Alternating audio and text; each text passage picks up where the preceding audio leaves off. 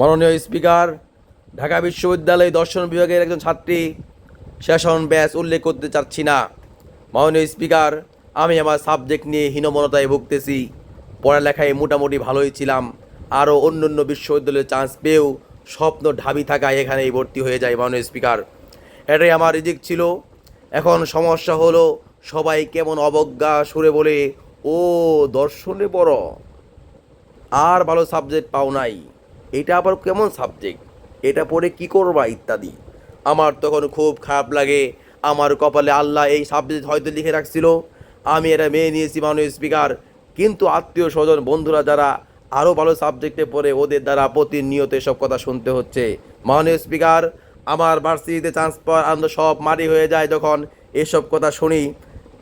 এখন এমন একটা অবস্থায় রয়েছে যে এই সাবজেক্ট পড়তে ইচ্ছে করে না, আর অন্য কোথাও যাওয়ারও সুযোগ নেই।